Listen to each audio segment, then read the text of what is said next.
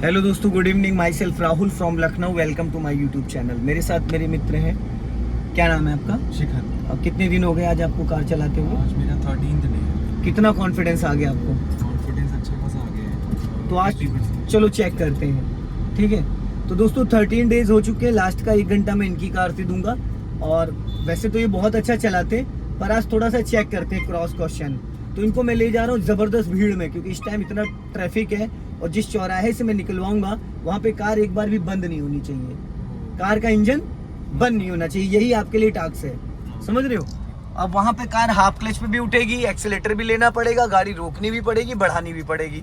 तो मैं फुल जबरदस्त ट्रैफिक में आपको ले चल रहा हूँ खुर्रम नगर चौराहे पे, जहाँ पे इस टाइम अच्छा खासा ट्रैफिक होगा।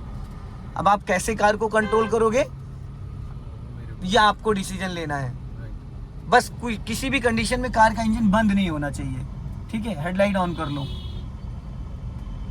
क्योंकि ये जो टाइम है ना, ये टाइम एक सुबह 8 से लेके 10 के बीच का वो ऑफिस टाइम होता है। 8 बजे से लेके 10 बजे बहुत ज्यादा ट्रैफिक होता है, शाम को 6 बजे से लेके और 8 बजे तक, क्योंकि इस टाइम छुट्टी होने का टाइम होता है, सुबह ऑफिस टाइम होता है।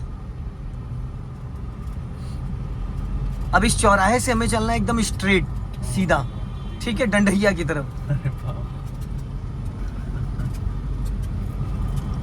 बस चौकन्ने रहना, अलर्ट रहना, गियर कब बदलना, कब डालना, क्या करना, थोड़ा सा अलर्ट रहना। फर्स्ट गियर कर लो माय डियर, बंद हो जाएगी फिर। बस यही चीज तो नहीं होनी चाहिए ना। गियर निकाल लूंगा नहीं, सेकंड गियर में गाड़ी रोक के उठाओगे, ये देखो ऐसे ऐसे लोग मिलेंगे आपको। सेकंड गियर में गाड़ी रोक के उठाओगे आप, तो फिर इंजन बुझ जाएगा, क्योंकि सेकंड गियर की स्पीड मिनिमम होती है 20। अब यहाँ से आपको निकालना है, इसी में डालना पड़ेगा धीरे धीरे आपको। हाँ, एकदम क्रॉस में धीरे धीरे। हाँ, ये जब आगे बढ़ेगा एकदम धीरे धीरे निकालना है आपको। सिग्नल दे दीजिए लेफ्ट का, ताकि लोगों को ये क्लियर हो जाए कि आप लेफ्ट जाओगे।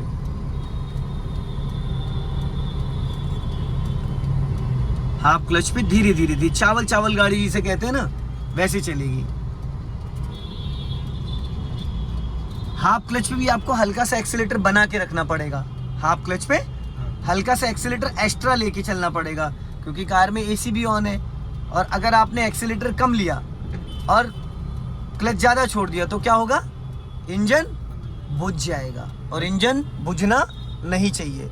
अभी तो जैसे ब्रेक का भी यूज हो रहा है, तो फिर एक्सेलरेटर भी करना है। तो भाई जब ब्रेक यूज करोगे तो एक्सीलेटर थोड़ी लोगे, 3 पैर थोड़ी है, 2 ही है ना। तो जब आप ब्रेक लोगे तो एक्सीलेटर नहीं लोगे, जब ब्रेक छोड़ोगे तो एक्सीलेटर लोगे। अब यहाँ पे देखना गजब का कॉन्फिडेंस आएगा, क्योंकि नाला बन रहा है, तो उन्होंने पूरे ट्रैफिक को डाइवर्ट कर दिया है।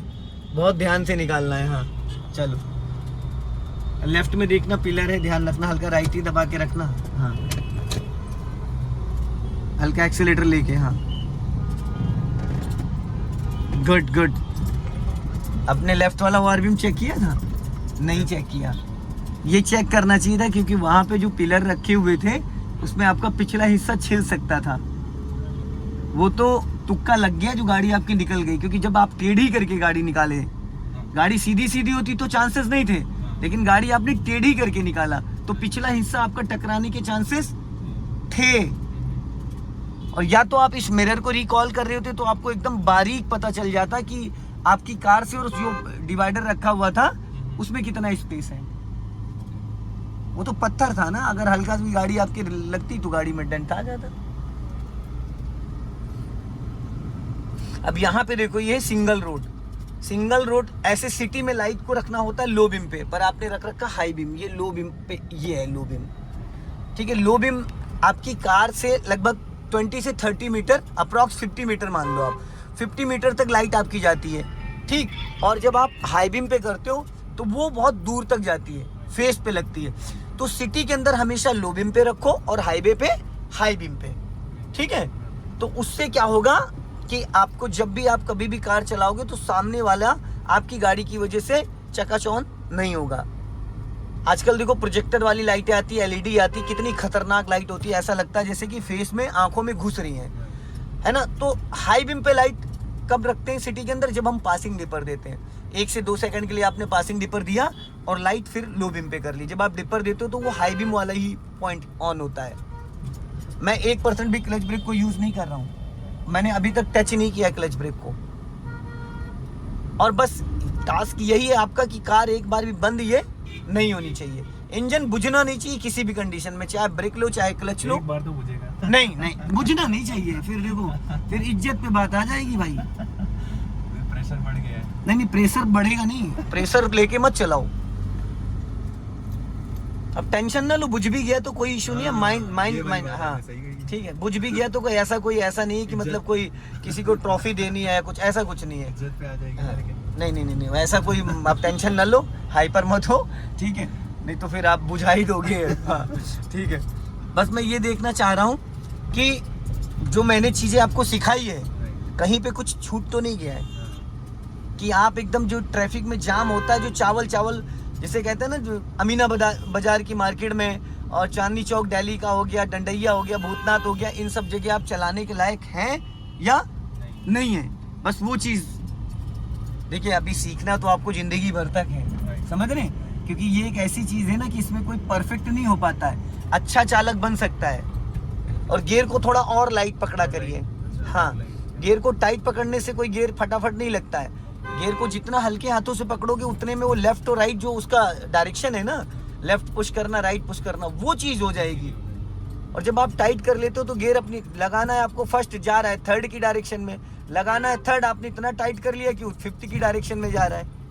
बस ई रिक्शे वालों से थोड़ा बच के रहिएगा। ताकत जो भी लगानी होती वो लगानी होती है क्लच में।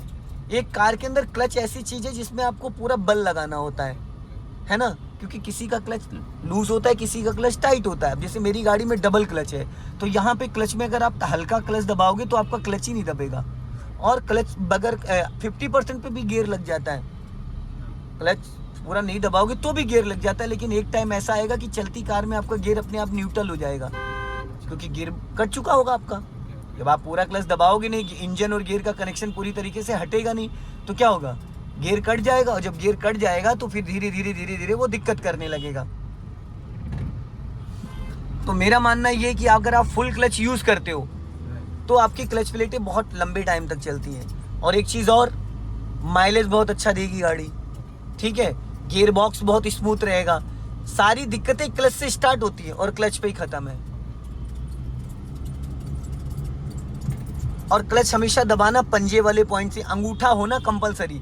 मैंने बिना शूज बिना स्लीपर के आपको चलवाया, तो उससे क्या सीखने को मिला? मोस्टली लोग मुझे कमेंट में कहते हैं कि भाई आप बगैर शूज बगैर स्लीपर के क्यों चलवाते हो। बहुत सारे लोग भी मुझे कहते हैं कि भाई, लेकिन शूज में ग्रिप बहुत अच्छी बनती है, जो पैडल को दबाने का प्रेशर है वो बहुत अच्छा है। लेकिन अगर हम फर्स्ट डे से मैं शूज से चलवाऊं तो जो एक्सीलेटर, ब्रेक और क्लच, ये तीनों पैडल का रोल अलग अलग है। क्लच के अकॉर्डिंग एक्सीलेटर को आपको 1% यूज करना होता है, ताकत के हिसाब से मैं बता रहा हूँ। जिस हिसाब से आप क्लच पे बल लगाते हो ना, उस हिसाब से आपको 1% खाली टच करना होता है। बहुत नंगे पाँव में क्या होता है, आपको एकदम जैसे टच फोन चलाते हो, किसी को टच करते हो तो फील आता है ना, तो एक्सीलेटर बहुत ही लाइट होता है और ब्रेक उससे हल्का सा डार्क, क्लच उससे 10 गुना डार्क होता है। तो शूज में वो आपको टच फील नहीं आता है। हाँ ये है कि आपके जब आप बिना शूज बिना स्लीपर के चलाते हो तो क्या होता है, आपके पैरों में थोड़ा पेन होता है, क्योंकि हैबिट है नहीं उस चीज़ की, तो पैर दुखने लगता है। लेकिन जजमेंट इतना सटीक आता है ना कि आप एक जैसे कहते हैं ना कि बिना एक्सीलेटर के बिना ब्रेक के क्लच पे पूरी गाड़ी कंट्रोल कर सकते हो, चाहे वो फ्लाईओवर हो, चाहे ट्रैफिक हो, चाहे कुछ भी हो, क्योंकि इतना ज़बरदस्त कमांड हो जाता है क्लच पे।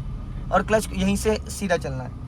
क्लच को बार बार यूज़ करने से क्लच प्लेटें नहीं खराब होती। बहुत सारे लोग कहते हैं कि क्लच को जितना आप दबाओ, फर्स्ट गियर में अगर आप चल रहे हो तो क्लच तो यूज़ करोगे, गियर बदलोगे, सब करोगे, क्लच प्लेटें क्यों खराब होती हैं? जब हम क्लच दबा के एक्सीलेटर ज़रूरत से ज़्यादा देते हैं।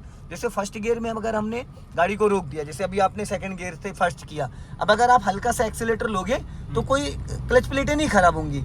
अभी जो आपने एक्सीलेटर लेके हल्का सा उठाया, ऐसे नहीं। अगर आपने क्लच दबा के एक्सीलेटर ज़्यादा ले लिया, जैसे इतना एक्सीलेटर ले लिया जितना 30 की स्पीड होती है, तो क्लच पे लोड पड़ता है। अब इतने एक्सीलेटर से कोई फ़र्क नहीं पड़ता है, क्योंकि जो फर्स्ट गियर होता है वो पावरफुल गियर होता है, ताकतवर गियर होता है। फर्स्ट गियर में कीचड़ में फंस जाएगी गाड़ी, निकलेगी, स्पीड ब्रेकर पे निकलेगी, गड्ढे में पत्थर पे फंस गई तो निकलेगी।